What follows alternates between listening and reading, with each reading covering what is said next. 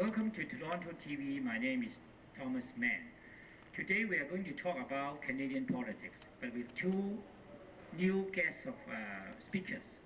One is a young man, Nelson Yik. He represents, I think, the young community, and also Tony Caradamas. He is running as a candidate, but I like him also to act as a young, aspiring politician. Why you want to join politics? Any attractions and your views on this particular election? And we have Wong and also Raymond, so that they will join us as panel speakers. Now I start with Nelson. Okay. Now everybody talks about politics these 2 or 3 weeks, but I know that young people in general are not very interested. According to the survey, a lot of young people just stay away from politics. Why are they apathetic? Why don't they show their enthusiasm as they show in karaoke or other things? Why can you explain why, and why are they so indifferent to this important event? That's a very good question, but coming from a majority, speaking from the majority of students, I'm currently a second-year student at Waterloo. And there's not a lot of time for me to catch up on the news or read up on election news. And basically, I guess depending on your discipline or area of study. So what do you study? I study computer science. Well, computer people should be also interested in politics. I guess some of them are, but from my point of view, I'm not. I mean, I just found out about this election 2 days ago. Yeah, but it's already too late. But still, you still have time to catch up. What about you, Tony? When do you start interest in politics? And now you are still a young guy, and you want to get into the very difficult situation, get yourself elected. Tell us about your beginning of your interest in politics. I've been interested in politics. I believe my interest came. My interest came at a very young age, and I think one of the major reasons why I was so interested is the fact that it was my economic situation as a child. We lived in government housing. I lived in Regent Park. For me, it just felt like we were trapped. There was no way out. There was no success, no money, no good life, no good family. Because living in that type of situation, you're forced to pretty much be in government housing jail. It's like a jail. So you want to change. You want your situation to change, and then the one way to change is to participate as one of the decision makers. I believe that it's very true, and that's a very, very good point you make, is that if you're not empowered, it's great to complain. Mm-hmm. We can complain and complain, and being a student from Waterloo, our young friend Nelson here, it's the fact that we can be upset about it, but I feel that I can do something about it. And that's why at 31 years old I'm ready to throw my hat in the ring. Whether I'm successful or not, it's the point that I care. Are you the first time you are running a race, or you have done something before? No, this is the very first time I've actually tried to run for Member of Parliament.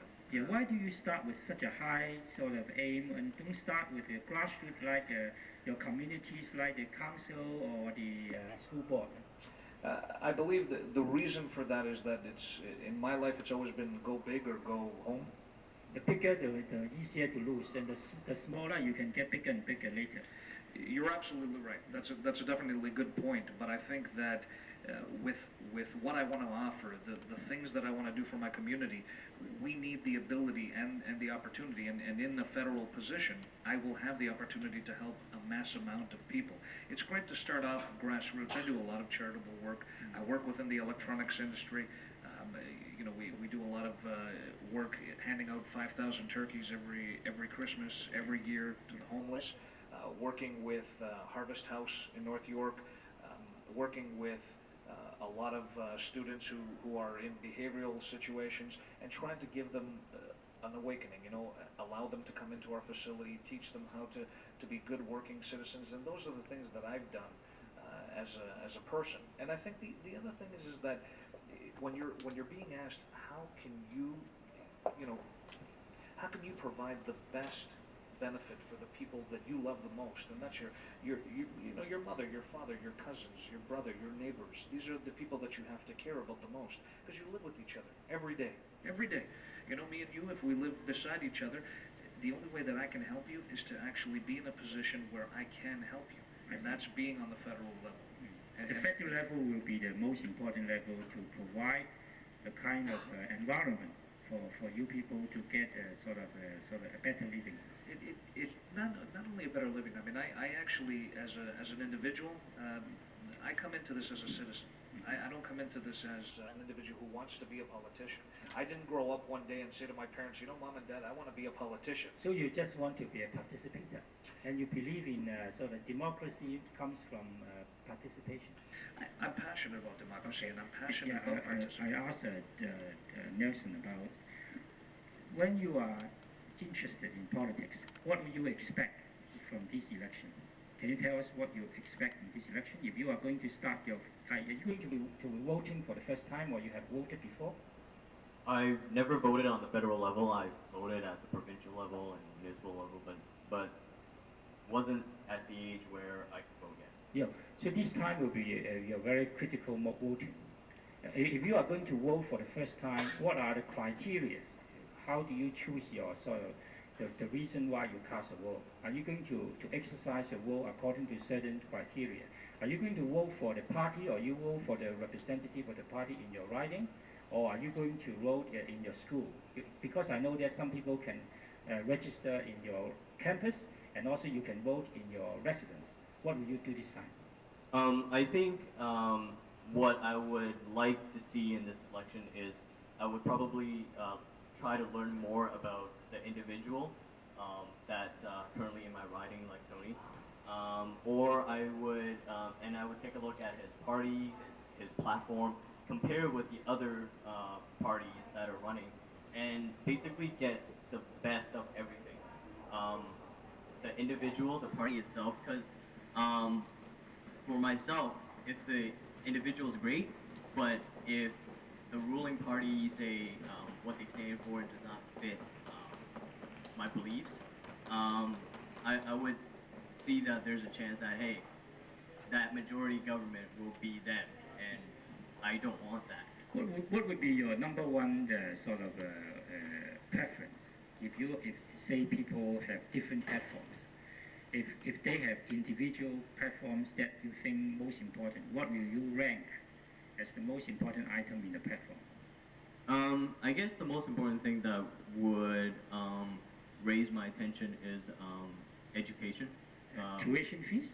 Yeah, exactly. I mean, a lot of students here are facing, student loans, that kind of stuff, and the tuition costs are rising. Yeah. So that would be the most important thing that would impact students and youth of our age. It seems that the NDP provides the best platform for your preference. The way how they tackle university student tuitions. Would you put NDP as your sort of number one party because it satisfies you in your education issue? I would certainly look into it, but I guess coming from a liberal background, my family has always been, subversing me in liberal views. I guess it would have to be sort of more convincing than NDP views. So you are trying to have a balanced view of all the platforms before you really cast a vote. Right. I just don't take a look at, NDP is going to lower tuition and I'm going to close my eyes on the other issues. I would take a look at, healthcare, because maybe one day I'll get sick or break my arm and go to the hospital. Or, what about my family? My dad, taxes, it would become a burden to the family. Take a balanced look at all the issues and take it from there. As a parent, Huang, you have a daughter who is a university student also. You think that she is going to vote, or what your opinion about young people? Are they willing to vote more enthusiastic than before? Because this year it seems that it's a very important year because they think that every vote will matter. So all the young people, if they vote now, even though they have never voted before, will change the situation? Yeah, my daughter is going to vote. She told me already. Yeah. Actually, last federal election was the first time she's eligible to vote. So, normal, I think she will make a decision on what party she will vote for. Riding, that's up to her. Yeah. I haven't asked you whether you are going to vote in the Waterloo or you are going to vote in your riding. I'm going to vote in my riding because I'm currently here. So you register so that you can vote in your own residence? Yes, I got the mail to vote a few days ago. Yeah. No. Raymond, do you have any question to ask these two gentlemen? Traditionally, over the years, there have been misconceptions about young Canadians, whereby their vote won't matter. But I can see from this election, their vote not only count, and also a lot of young people have joined the campaign trails. As particularly with Green Party, I have seen a lot of young people who are now candidates all over Canada. Do you feel that young people should fight for their chances with the major parties as well, like PC, no, not PC, sorry, it's progressive as well as the Liberal parties, and so don't let the adult Canadians hijack the agenda. You can make a voice, and will you actively show the young people that don't give up, don't feel indifferent to the Canadian landscape? Make a difference. That's a fantastic statement, by the way, and thank you for making that, because that's pertinent. I think you're talking to the audience, and they see you. You're a father, you're a businessman, you've done things in your life, and for you to make that comment, that tells us that you respect us, and I think that's important. So are you going to think that the young people will vote with young people because they know more about themselves than the elderly people? No, you know what? I actually believe that young people are smart enough to vote on platform, to vote on an idea, to vote on a concept. Youth, you know, the youth vote is not a vote that's going to be something that is going to be swayed because I'm a good-looking guy and everybody's going to vote for me. That's not the point. They're going to vote for the person that they think is going to be capable to do the job. The young faces always look better. You know that a lot of people prefer Harper than to Martin because we need more young faces. Do you think that the young faces can help also to draw votes from your riding? I believe young faces are necessary to inject new ideas. If we can't win the vote, at least we can show the example and we can give ideas that may be utilized by these larger parties. The thing is that, you know, if I'm here to tell you that I'm going to win the vote in Scarborough, Agincourt, Scarborough, yes, that's my intention. Will I win? I don't know. The voters are going to have the choice. But if my ideas, if during debate time, if my platform's being read by a lot of individuals in the constituency, they're young ideas, they're new ideas, they're ideas that they can tell Mr. The incumbent, the Liberal that's in my riding, and they can talk to the Conservative that may win in my riding, and they can actually implement those new ideas. The whole reason for youth to get involved in politics is to incite and invoke and create new ways of thinking. And it's not that we know better, but I think when you look from outside to in, sometimes you can provide a lot of great suggestions. Yeah. Nelson, do you think that young people or fresh people can have fresh ideas? And so that this time, if you have a choice, the young face of a leader of a party can be useful. Say, can you tell me your impressions of the three leaders? I'm talking about Jack Layton, Harper, and Martin. Do you think that their appearance matter? Do you think that their age matter? Or do you think whether they're handsome or not matter? I don't think appearance matters. I think, as Tony said, it's the idea that counts. But being a youth, I don't think that we would necessarily vote on who looks better, but more... Well, most young people will look for young leaders, like Clinton has a better face than the old guy. I think it's more than just the looks. I think young people would look to young people because they think that it's the baby boomers are going, and the youths are slowly, going to take control of each sector, like business, and we have to step up to the occasion and take command and strive to make, the world a better place. I mean, if you continue to have, I guess maybe youths are tired of seeing, same faces over and over again, and their quality of life isn't really improving. So maybe they'll say, hey, let's try somebody new. Many people say that a lot of politicians do not honor their words. That's why they want changes. They don't think that they are going to vote for the party just because it's a better party, but because they are not happy with the existing party. You think you have to share the same opinion?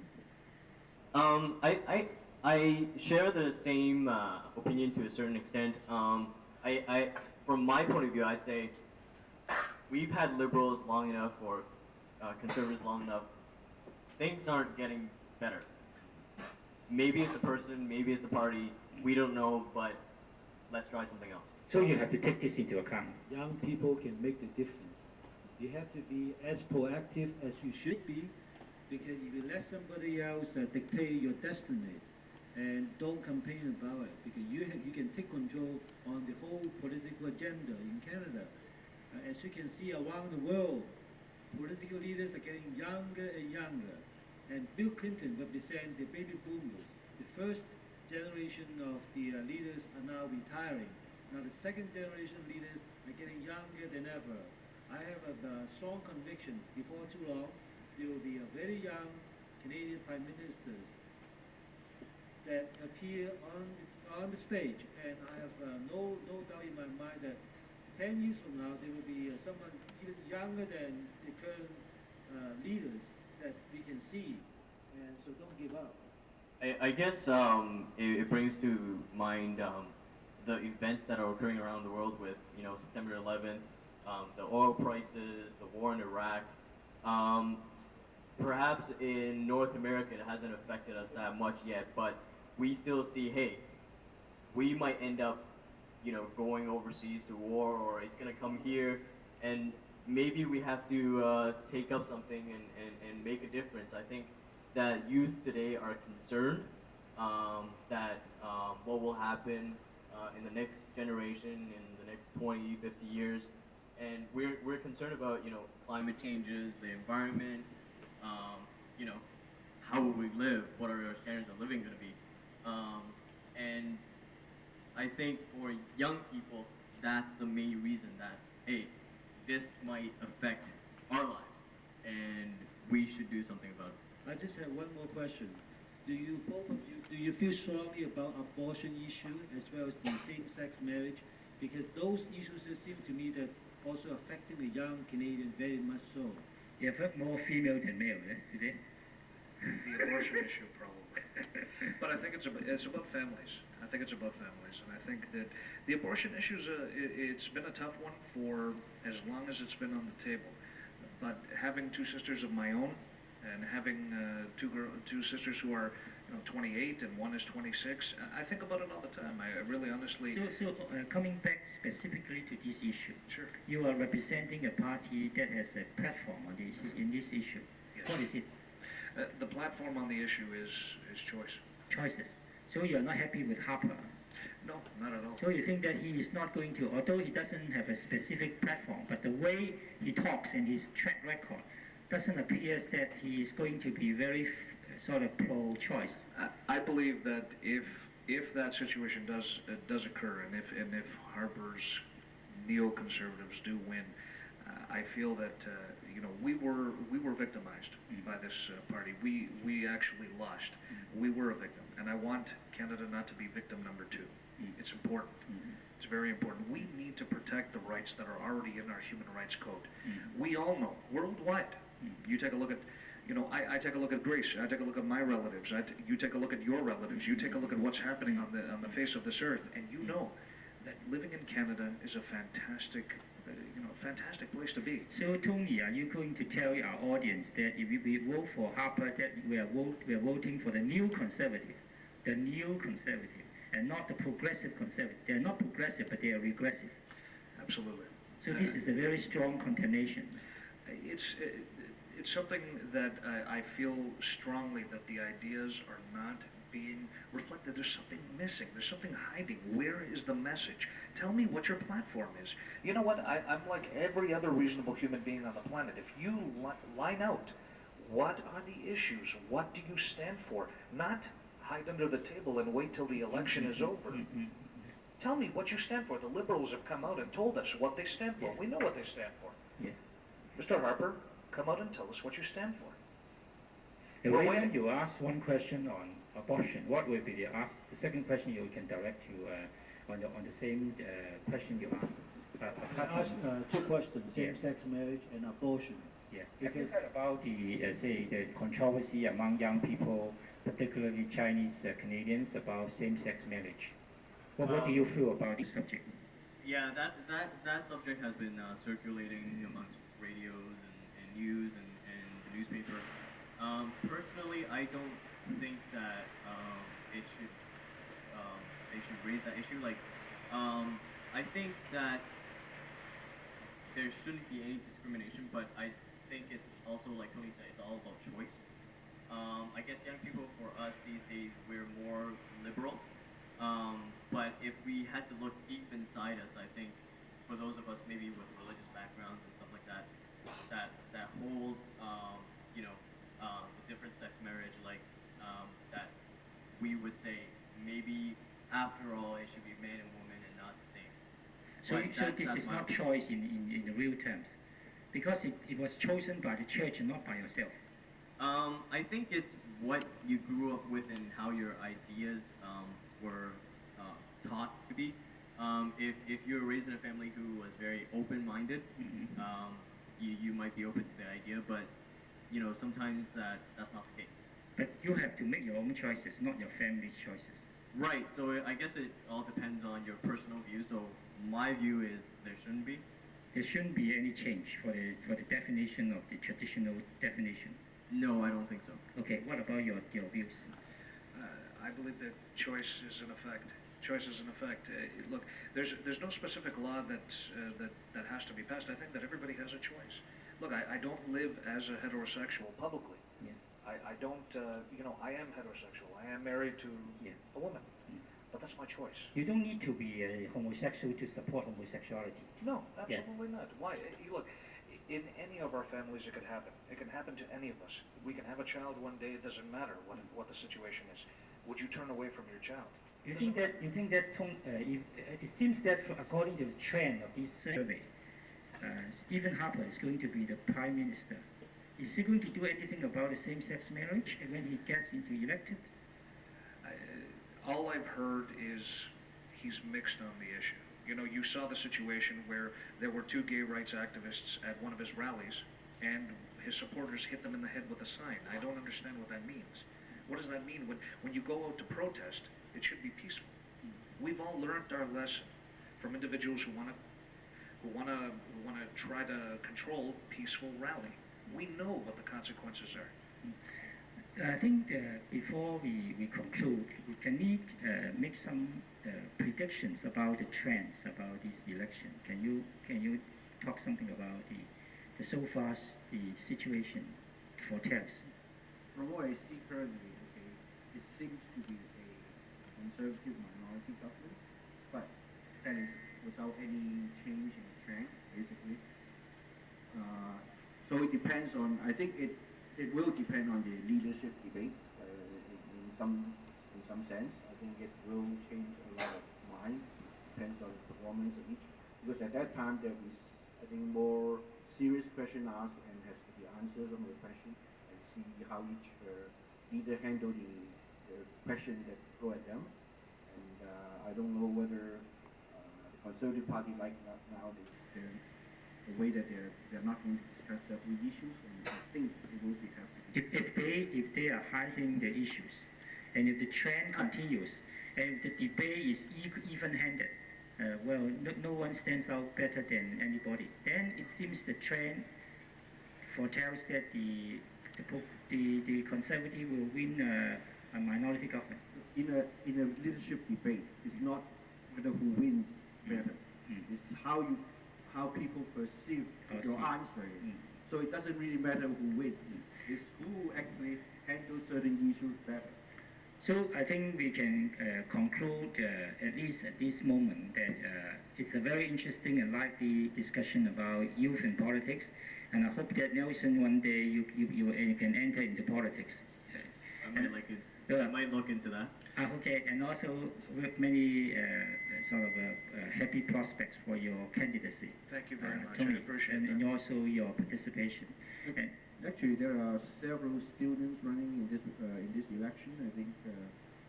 I think most of them are university students. I think there are one secondary. I don't know. There are a few yeah, universities. there are quite a few, some young guys running for the Green Party as well.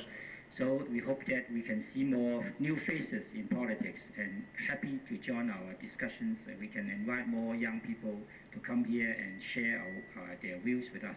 Thank you very much for watching.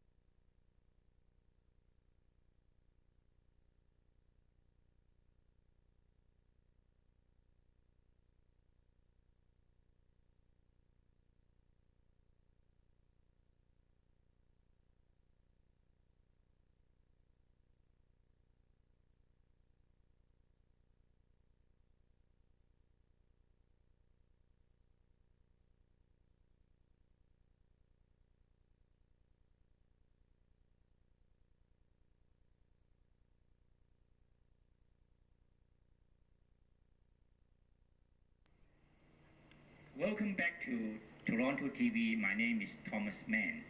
Today we have two young people joining into our discussion, Tony and also Nelson. One is actually running as a candidate. And we also have Raymond and Wong as our panelists. Before the break, we have talked about youth and politics. Why youth are not interested in politics, and why this election is so important to young people. We are beginning to talk more about the actual election. And Wong suggests that if everything will be going in the same momentum as now, it's quite likely that the Conservative Party will win minority government. What about, say, if they are going to start negative campaigns, aggressively attacking the foreigner, will we end up with the Liberal Party gaining back the lost ground, do you think? Will positive or negative tactics, which one will be better? Thank you, Thomas. Liberals are mounting aggressive campaign to turn the tide around. They are launching negative campaigns all over Canada, on TV, even on newspaper. But this is similar to a negative campaign launched by Kim Campbell many years ago. She lost the election. How did she manage the negative campaign, attacking Jean Chrétien? Yeah, she attacked Jean Chrétien on a personal basis. That would be very bad. Yeah, it was basically the turning point of that particular election. Now, likewise, in the United States, negative campaign has been the main, I guess, weapon by the opposing party to attack the ruling party for years and years and years. So let me ask Tony and Nelson, are you offended by the negative campaigns by the Liberals? I believe negative campaigns in general never work. You take a look at the American political scene and you find out that this type of bull in a china shop type of approach to politics never ever yields a positive result for any politician. It really contributes to the lowest common denominator of politics, and for me, it's a shame. It's a shame that such a venerable party like the Liberals have to stoop to that type of tactics, those type of hidebound remarks. But they are desperate. If they don't have the last weapon, then they are going to bound to lose it. I think the last weapon is really creating an era of what is the conservative platform. Forget about this dirty, backroom stuff. Forget about absolutely. I think that the Liberals have a captive audience. We don't know what the Conservatives stand for. We have absolutely no idea. That's what you have to play on. But fear-mongering need not be negative. No, absolutely not. You can be intelligent about conveying your opinion and then see if the general population understands that, hey, yeah, you know what, you're right.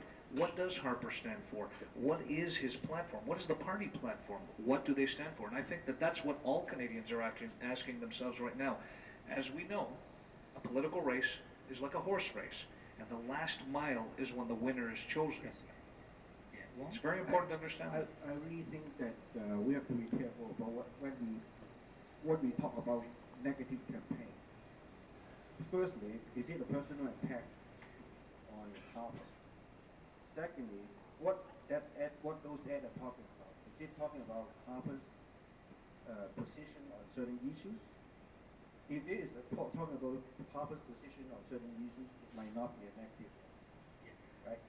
And if you look at, I don't know, I haven't really looked at some of the ads, but I think they're talking about Harper's position on abortion and on those issues. People who seems to be thinking, oh, when you attack somebody like this, it is always negative. It really, you have to look at the ad itself. When we talk about the Kim Campbell cases, they are attacking Chrétien personally. They're talking about how he talked and those things. Okay, it's not issue-oriented attack. I think what the Liberal is doing is trying to highlight the issues, whether they are correct or not. But that is, I think, what we talk about negative ads. So Tony, when you look at those ads, like for example, the color of the maple leaf in the Canadian flag is going to disappear when you send people to Iraq, do you consider that kind of advertisement as negative in your opinion? I believe symbolism is a very powerful tool, and when you show a fading maple leaf in the Canadian flag, and you show individuals' children going to Iraq to fight a cause that obviously this country, majority of this country, doesn't believe in, it's an attack of an intelligent kind. As long as they're not attacking the fiber of this specific individual. So they are acceptable? I believe so. Okay. What about you, Nelson, when you look at those ads in the, that appears on the television? Are you offended by the nature, or you think that they are still possible, as long as they do not sort of become more and more aggressive and become more and more sort of radical? I think those ads create, as Tony said, a strong symbolism that resonates within the minds of viewers. I think what the Liberals want to try to do is create a really strong impression in the minds of viewers so that it will stay in their minds when they go to vote. I think that with any campaign, if you have weak symbolism, it will not stick in the minds of voters. So I think the fading maple leaf and the scenes with sending the children to Iraq, I think that it's borderline.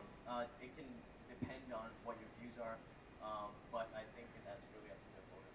So it depends on if you are already sort of offended by the party, that it adds your offensiveness. Right. I think that as long as they don't cross that fine line of going to attack individually, or as long as they attack the party's agenda and platform, I think it's reasonable that they have this kind of aggressive campaign. As long as they don't sink so low as to have nothing to talk about and just attack the person. So the NDP actually is much more positive. They have a green sort of agenda, and they want to show the environment. If you elect this new party who has never been in power, you are going to have vision. You are going to have a future. You think this cannot? You buy this message? I think that the NDP shows that that they are concerned about the environment, but they obviously have this kind of future in mind. Yeah. Can you say, Raymond, would you like to further sort of as a response to their comments? Well, by and large, Canada is a forgiving society. Canadians do not put up with personal attack on anybody, under any circumstances. Like Nelson says, as long as you don't attack Stephen Harper as a leader personally. But NDP is going to attack Stephen Harper very soon, because they say that they have been doing their job in trying to raise the sort of fear that if they are going to elect the Liberals, the Liberals will not going to sort of to honor the words. If you are going to elect the Conservative, then you will fear that what they want to do will come into practice. Then it will be something disastrous to the country. Well, if that's what you're talking about, yeah. Conspiracy theory, that NDP and Liberal gang up on his progressive party, that is different game altogether. It's going to be so interesting to watch until the end. If NDP does gang up with Liberal, and yeah, and I wouldn't even dare to predict the result in the end. How do you feel that the NDP and the Liberals are going to go hand in hand in the final stage? Because as the polling predicts, it's going to be a minority party for the Conservative. And the Conservative people knows that they don't, many of the supporters or even the majority of the people in Canada, they don't want to have a minority government team up with the Conservative and the Québécois. You made a great statement there, by the way. Bloc Québécois. Let's really analyze that a little bit. Just imagine the new Conservative Party of Canada, the minority government. Let's say they form a minority government. They join up with a party that is bent on the destruction of this country. What does that say to the voter? Does that speak to you as an individual? Do you want to have the decisions of this country made by a group that wants to see the separation of Canada? It's a very simple question. No. So that's also the reason why your previous leader are not very willing to gang up with another party which do not share the same values. Previous leader in regards to your Joe Clark. You're talking Joe Clark. Joe Clark says he's more comfortable with the devil he knows than the devil he doesn't know. That he doesn't know, and he made a great statement about that, and I too share those views. I too share those so views. Who are the greater devil now? I wouldn't use the devil. Well, it's a metaphor. It's a metaphor. It's a metaphor. Definitely, you're right. You're right. But you don't need to be too modest to say something. If you believe that he's a devil, just like your church people will call the Satan a devil, doesn't matter. I really do believe that if there is going to be a party governing this country, and I don't want to see a minority conservative party. I just don't want to see it. So in other words, you don't want to on one hand you don't want to demonize the party, but on the other hand you fear that this party is going to get into power. It's my definite fear, because I hear many things, and I also know that there's still remnants of a reform party in that new conservative party. The reform issues never affected Toronto. We never voted reform in this province. Never. We may vote conservative. We may vote NDP. We all remember Ray days. But it seems that from the polls we know today, up to now, the Conservative Party is not going to say, to be like before. They're going to get more seats in Ontario than even the Liberals. Would you predict this can be the result? I believe that by the end of this election, you will see minority government, but you will see minority government towards the Liberal edge. I believe that the Liberals will win this election. You think people are more, they are more careful when they know more about the real situation, and in the next 2 weeks, the tide still can turn. The impact is going to be made during the last 2 weeks. During the last 2 weeks, I definitely believe that the last 2 weeks are going to be either the death knell for the Liberals, or it is going to be, Mr. Martin's greatest resurrection. Nelson, you are a good debater. Are you going to watch the debates of these important people next week? Yeah, I've been raised in a family who always tries to get me and my sister to watch the debates and actually see how these leaders talk to one another and express their opinions. So I think I'm looking forward to the debate next week, and hopefully it won't be too hard to pick a winner out there. What will you look for during the debate? What kind of quality you look for in debate, or what kind of substance you look for in debate? I personally look for a strong person and debater who fully knows what he's talking about and doesn't try to circumvent the question that's being asked or addressed. I look for straight to the answer that answer the question directly. Honest answers. Yeah. Yeah, and also the quality of leadership.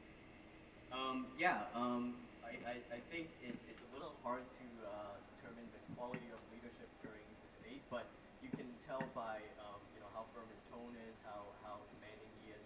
Sometimes it could be a one-sided debate where one debater, one leader will really control the debate.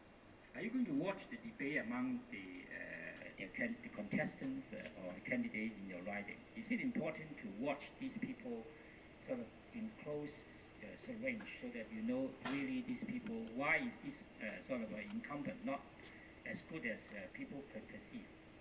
I think that being personally involved in each of the debates would be a great benefit, but the problem with that is being a young person, we might not find the time to actually go sit and watch each election debate, but certainly follow it up in the newspaper and the news and radio and see how it turns out. Yeah, I think the media do a very important job in letting people know more about sort of the individual candidates and also the detailed platforms. But what about in your riding? Do you have a chance to have a sort of closed session, like we are talking about among ourselves with your contestants? I've actually been given a great opportunity in Scarborough Agent Court. The Scarborough Mirror has been a fantastic source for me. Obviously, being a candidate who doesn't have the financial means as, say, the incumbent, who's not going to plaster Scarborough Agent Court with 100,000 signs, I have to find alternative ways to get my message across, and I think Scarborough Agent Court media has been amazing. The Scarborough Mirror, Minpo, Singtao papers, if I said the names incorrectly, I apologize. They've been amazing because they've asked us for this information. I've been given an opportunity to give 2.5 minutes of free time from Rogers Television, and they allowed us to give the message just the other night to my constituents, and we have a live debate. Do you have something like a town hall debate so that people in the riding can attend? Have that been done, or they are going to be arranged? That is going to be happening very soon, and the dates are going to be posted on my website. So you are looking forward to that? Absolutely. Oh, fine. I live for debate. Okay. Actually, okay, in each riding, there will be a debate among the candidates. I think in each riding. Are they well attended? It's held in a community center or whatever. Are they well attended usually, or they are just sparsely attended? I think one really interesting thing about the Chinese community, I read from the newspaper that the Chinese community are holding a kind of a debate, a forum in downtown, but very few people turn up because that may be something like a political apathy. I think it's also that how you go and advertise it to how many people knows about it. For example, in my riding, I don't know when they hold the leadership, the candidate. So it's very difficult. Right? Yeah. I have a strong conviction. If every young Canadian comes out to vote, it will make a big difference to the outcome of the election. So if I can make the strong calling to young people, leaders, they mobilize their friends, their neighbors, and so on and so forth, come out to vote and make the difference especially in the tight ridings. And you'll be surprised. The outcome could be entirely different than what the media has been predicting for weeks. Yeah, so Tony, are you going to mobilize your young followers so that they will, say, participate in helping you to canvassing the votes, to raise more awareness in the community, and eventually when to vote? Yes, I will. I will be employing all of those strategies to get my message across. It's very important that I'll be going to the community centers. I've been going to the retirement communities. I'll be going to any forum that will be available to me. I don't refuse any interview. I don't refuse any opportunity to talk to my constituents about the issues that are important to my community.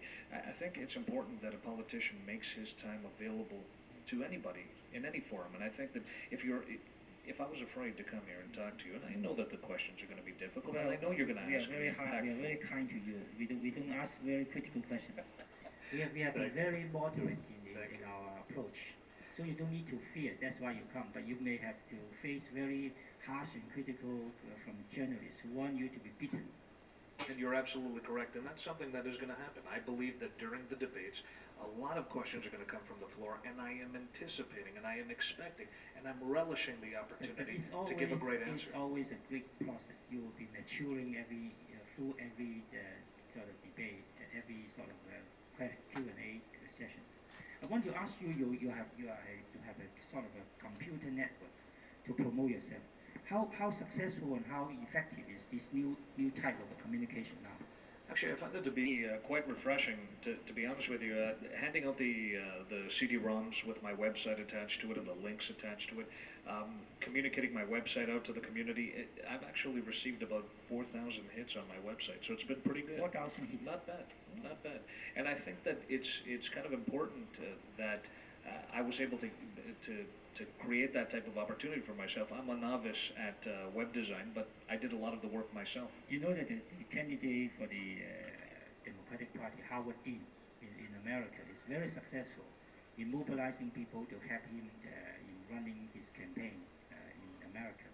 Do you see the same kind of sort of rising sort of level in Canada now as far as election is concerned? How to get used, not only young people, but also the computer and the internet? I think it's important to integrate all media sources. It's not just the spoken word anymore. And I know the art of writing is gone. You know, I love to write, but it's no longer the medium that's preferred. We don't do postcards anymore. We send emailed postcards. You know, we send ourselves emails. We send ourselves text mails. We send ourselves SMSs. There are all these technologies out there now that are available. And I think that is what is going to engage our youth and in also, participating in politics. Quite money saving too. You're right. Yeah. Absolutely. Well, Nelson, you are a computer expert. Tell us about whether the computer can do more in promoting youth awareness in the election, or they can be effective devices so that more people can get the message and also more people can come and vote. I think that's a very good medium to use. Just today I needed to research some material about the upcoming election, and I was on the net, typed in a search in Google, and found a lot of information right at my fingertips. I think for the youth these days, and Raymond pointed out that if the youth actually show up and voted, it will be a strong turnaround. And I think for young people these days, the net is essential. It's like our lifeblood. I'm on the net, you know, almost 24/7, and to have information at my fingertips when I want it is very vital.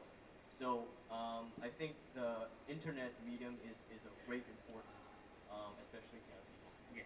We, apart from getting information from the internet and the computer sort of sites, people are talking and they're actually experiencing electronic voting.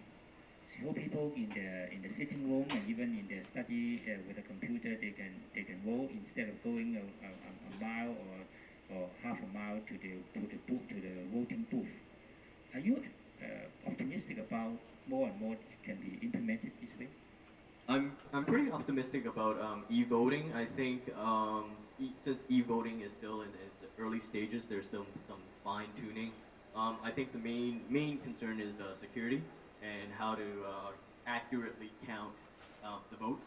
I think they've tried it in the States or elsewhere in the world, and they've actually disbanded it for some security. Not disbanded, but they are still trying to improve the sort of the sophistication so that they can make sure that it's going to work mechanically, and so at the same time they want to be more accurate about the person really voting is the right person.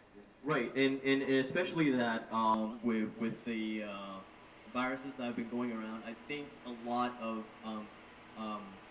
voters are still concerned with hackers, and especially with computer glitches like the Royal Bank.